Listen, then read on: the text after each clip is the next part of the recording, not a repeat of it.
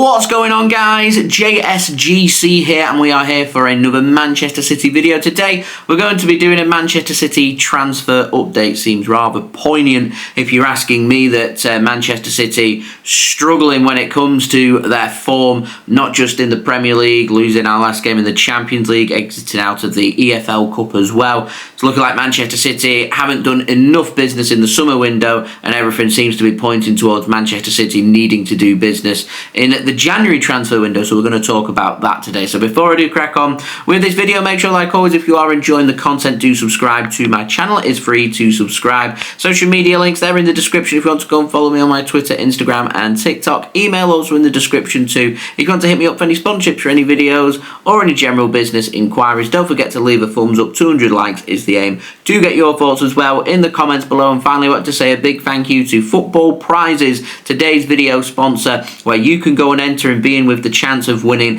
a framed signed Manchester City shirt from Ballon d'Or winner Rodri. Fantastic prize. 14 instant prizes to be won, including signed Manchester City shirts from Ruben Diaz and Mateus Nunes as well. There's 249 tickets available. Tickets cost £3.95 per ticket. You can enter as many tickets as you want for this prize. Remember, the more tickets you buy, the more likely it is you're going to be able to win some fantastic prizes. So thank you to Football Prizes for sponsoring this video. So, got no contract news, unfortunately. I'd like to give you a Pep Guardiola extension right now. Not happened. Hopefully we'll get some clarification on that maybe during the international break. Things do tend to come out during the international break, and going off how things have run in previous seasons with Manchester City when Pep Guardiola starts to run down his contract and we get into the final year, he tends to leave it until around December time. So I am expecting in the next 4 to 8 weeks a decision about what Pep Guardiola is going to do with his future. Is it going to be a 12-month extension? Is it going to be a longer term extension because Man City are needing to do maybe more transitioning than what maybe some people think is needing to happen? Is it going to be Pep Guardiola wants to leave Man City at the end of the season? We could do some clarity sooner rather than later, so we can at least know who's going to be our manager for next season and start planning for the future as well. Now, we've got no outs news, so it leads us nicely to the ins.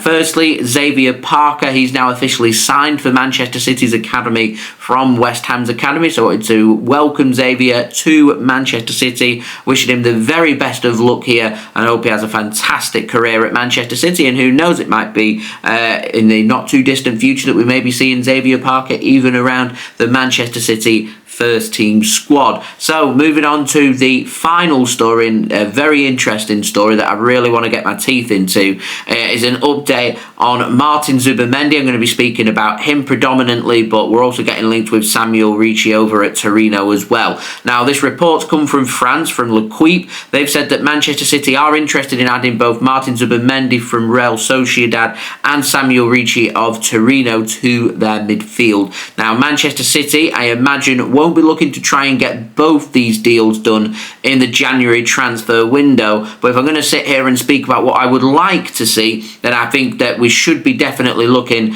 at a central midfielder, a player who can play in that number 6, number 8 role, just to help with the player fatigue in that position. Because what we're looking at, and to me, with no Rodri, we're crying out for a double pivot, so we could do with somebody helping to provide more support for Mateo Kovacic, so he's not getting isolated, and it helps to firm up our defence. Now, there are numerous amounts of players that are available. I was insistent during the summer that City were always interested in signing Bruno Guimaraes, but never chose to make their move. Now, they had a great opportunity last June, release clause, £100 million, sign him, ease the pressures from Rodri, because Rodri did want more rotated options for himself, so he has the option to have a rest when he needs it, because he's been dying for a rest, and that rest never really came from Spain or from Manchester City, and here we are now in November, and Rodri's out for the season with the ACL injury. So Manchester City, in terms of the depth into their midfield, automatically you're taking away the Ballon d'Or winner from Manchester City, you're taking away their best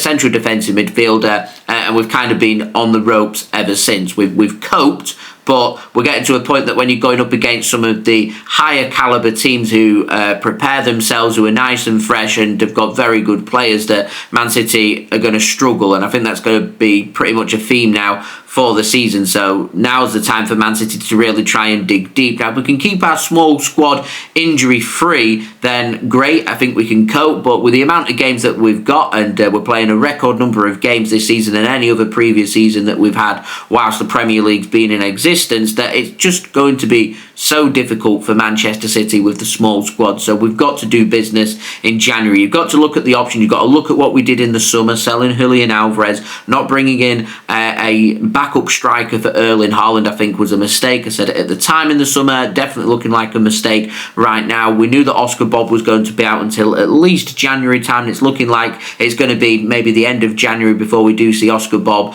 around the Manchester City first team squad. So it'd be nice to take the pressure off Oscar Bob for him to keep himself injury free, and he can be eased back in it, and you bring in a nice high quality backup striker so you can take some pressure off Erling Haaland so he can be rotated, but also competitive competition for his place in the first team squad as well, because at the moment Erling Haaland knows he's going to be starting every single game because City have just quite simply got no other option. So Erling Haaland could drop a stinker, he could drop a 1 out of 10 performance and he'll be starting the next game. So what you want is high quality positions for his place, and I feel like City's foot's been taken off the gas there in letting a high quality player like Julian Alvarez leave and not replacing him at all. I think it's a big mistake, so that can be rectified in January and should be rectified in January. It doesn't mean City go out there and sign a high quality £80 million striker. I'm on about just a player who knows where the back of the net is, a player that you're not willing really to spend more than £20-30 million on, and you've got that option there in your team at least for the rest of this season, and you're looking towards next season as well. So that's what I'd be thinking, more short term in terms of that, and then spending bigger on the midfield and going out there, because someone like Martin Zubimendi would make a lot of sense. He's got a release clause set at around €70 million, so we're talking just over £60 million, and Manchester City still, in terms of their net spend from what we sold players for in the summer, are still making a profit on our net spend, whilst we're also addressing some serious problems in our squad, because Zubimendi can complement Manchester City's midfield. He can play alongside Rodri. He can also rotate with Rodri when we do get him back, and it also takes the pressure off Rodri in terms of his recovery. And we also don't know what condition Rodri is going to be in when he comes back from his ACL injury. Same with Oscar Bob. Don't want to put pressure onto him because we don't know what condition he's going to come back into when he is back injury free, and these players are going to take time to be able to embed and settle themselves into the squad. I'm talking months to settle themselves in, so I'd be very surprised if you see Oscar Bob firing on all cylinders by the end of this season, and with Rodri I imagine he's probably going to need another 6 to 12 months after next summer for him to embed himself in and get back up to a level that he's comfortable with. That is, of course, if he manages to make sure that he is over his all of his serious injury in his knee. So there's plenty of decisions that City need to be thinking about, because right now we need some clarity, we need some business to be done in January, we need some fresh new faces in the team, keep competition in the squad healthy. It also takes a lot of pressure away from the City squad, and you're adding high quality competition to the Manchester City team as well.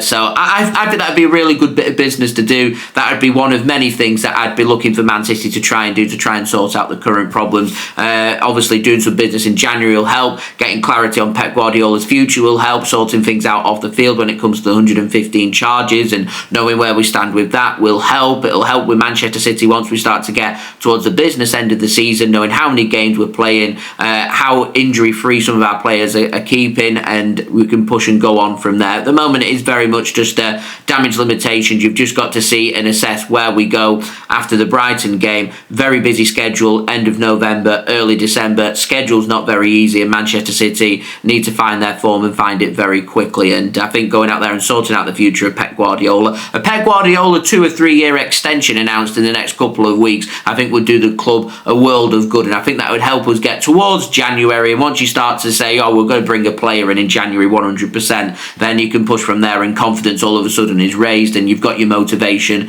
to push forward, and things start to look up rather than you keep looking down. Because at the moment it's difficult for Manchester City, for the players. I hope that they've had a long flight back home where they've had enough time for them not only to rest but also to reflect on what they want to do. Pep Guardiola said he's motivated now more than ever. People have been asking him about the Brazil national team manager's job, and he said not interested in that, he's interested in Manchester City and sorting out this problem. And I feel like this transition is going to take a good 2 to 3 years. So if we could have Pep Guardiola in charge for that 2 to 3 years, allows us to also embed Hugo Viana, our sporting director, in, and we can really push from there. Viana will have been watching yesterday's game with keen interest, thinking there's plenty of work for him to do in the winter window and also into the summer window. Obviously, Chicky's in charge for the winter window, but Viana will be having a close watch of what's happening, and also I imagine will be having an input on what's happening at Manchester City, how the transfers are working, as you look to have that natural handover to Hugo Viana from June onwards for Manchester City. So there we go, that has been today's transfer update.